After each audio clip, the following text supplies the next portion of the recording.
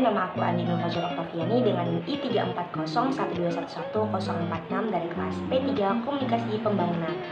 Aku dari Departemen Sains Komunikasi dan Pengembangan Masyarakat, Fakultas Ekologi Manusia, IPB University.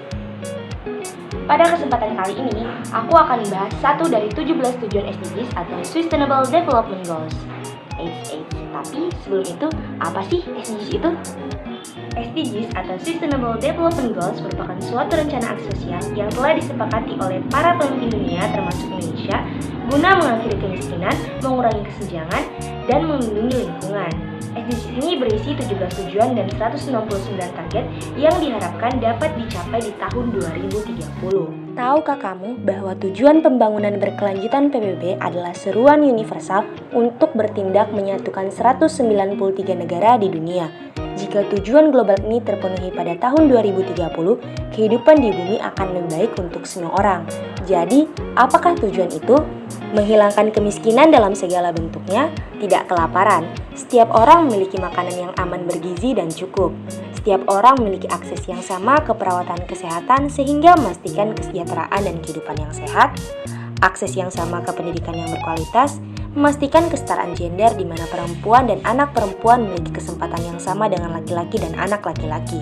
Dengan mencapai tujuan ini, setiap anggota masyarakat kita akan sama-sama aman dan bahagia.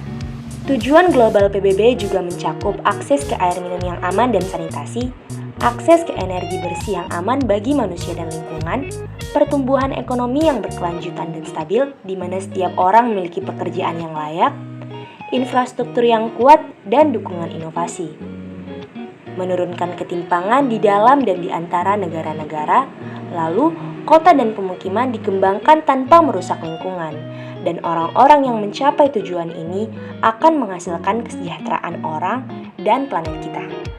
Kita dapat lebih menjaga lingkungan kita dengan tujuan berikut: produksi dan konsumsi produk yang berkelanjutan dan aman, mengambil langkah mendesak untuk mengurangi perubahan iklim dan dampaknya, memastikan penggunaan berkelanjutan dan perlindungan sumber daya laut dan laut, memulihkan dan melindungi ekosistem bumi.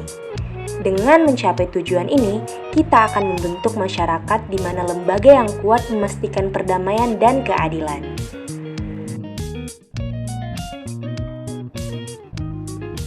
Nah, itu tadi sedikit cuplikan mengenai apa itu SDGs. Sekarang, seperti yang udah aku katakan di awal, bahwa aku akan bahas salah satu dari 17 poin SDGs. Dalam video kali ini, aku akan bahas poin ke-14, yaitu menjaga lingkungan ekosistem dengan cara mengkonservasi dan memanfaatkan sumber daya laut, samudera, dan maritim untuk pembangunan yang berkelanjutan.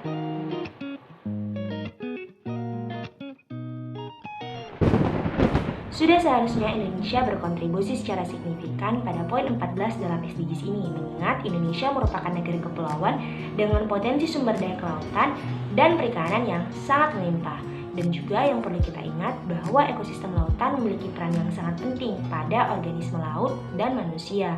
Oleh karena itu, kita harus menjaga kelestariannya dan jangan sampai tercemar.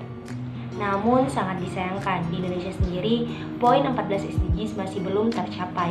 Hal itu bisa kita lihat dari fakta lapangan yang menyatakan bahwa pencemaran ekosistem laut di Indonesia yang dilakukan oleh tangan-tangan manusia yang jahil masih sering terjadi. Salah satu contohnya ialah membuang sampah di laut, yang menyebabkan tercemarnya ekosistem lautan dan rusaknya biota laut. Kita hidup di dunia yang indah, tapi setiap tahun semakin banyak sampah kita berakhir di laut. Dari sampah plastik itu secara unik bermasalah untuk lingkungan karena tidak dapat terurai. Hampir setiap bagian dari plastik yang pernah dibuat masih ada di planet ini dalam beberapa bentuk. Sayangnya, kehidupan di bawah air telah menjadi korban kecanduan dari plastik kita.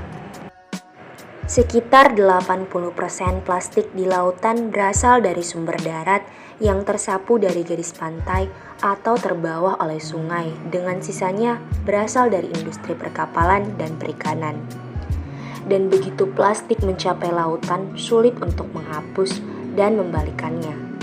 Kerusakan yang terjadi pada ekosistem laut akibatnya diperkirakan pada tahun 2050 akan ada lebih banyak plastik di lautan daripada ikan.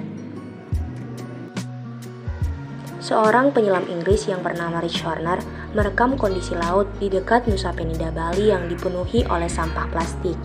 Video yang sudah tersebar luas di internet ini menunjukkan betapa parahnya sampah di sebuah situs wisata di Indonesia. Sebelumnya, seorang fotografer bernama Justin Hoffman memotret kuda laut di perairan Sumbawa, Nusa Tenggara Barat. Foto kuda laut ini menjadi viral karena sampah tersangkut di ekornya, dan masih banyak lagi hewan-hewan laut yang mati akibat sampah plastik. Karena tidak seperti manusia, hewan laut cenderung memakan apapun yang hanyut mengikuti arus termasuk sampah plastik. Dan ini menjadi bukti bahwa sampah plastik masih menjadi faktor utama rusaknya alam. Semua plastik ini pada akhirnya akan terurai, tetapi tidak akan hilang. Partikel-partikel plastik yang berada di lautan dimakan organisme terkecil seperti ikan, lalu ikan kecil tersebut dimakan oleh ikan yang lebih besar lagi dan ikan yang lebih besarnya lagi. Sampai akhirnya akan berada di ikan yang kita makan dan berakhir di perut kita. Nah, berangkat dari permasalahan sampah yang menumpuk di lautan, bahkan menjadi pulau sampah, aku melakukan aksi ekologis, yaitu mengurangi penggunaan plastik sebagai upaya untuk menjaga ekosistem lautan. Aku Fani, yuk ikuti aksi ekologis yang aku lakuin. Pertama, membeli jajanan hendaknya menggunakan wadah ataupun tempat bakal sendiri untuk mengurangi penggunaan plastik kemasan makanan ataupun wadah berbasis kertas. Dan juga saat berbelanja, hendaknya menggunakan tote bag untuk mengurangi penggunaan kantong plastik. Yang kedua, sebaiknya membawa tumbler saat hendak keluar rumah. Dan juga teman-teman kalau hendak membeli jajanan minuman seperti itu, teman-teman bisa menggunakan tumbler loh sebagai bentuk pengurangan plastik atau cup sekali pakai. Selanjutnya, hindari membeli produk sachet. Sebaiknya membeli produk dalam jumlah besar dan bisa direfill. Karena membeli produk dalam jumlah besar berarti semakin sedikit sampah plastik yang terlibat, entah itu kantong kresek maupun kemasan produk itu sendiri. Aku harap setelah teman-teman menonton video ini, teman-teman juga bisa melaksanakan aksi-aksi ekologis nih seperti yang aku lakuin. Karena hal sekecil apapun dan bernilai positif yang teman-teman lakuin itu bisa berdampak baik dan berpengaruh besar terhadap lingkungan kita. Sekian dari aku, sampai jumpa di lain waktu. Dadah, bye-bye.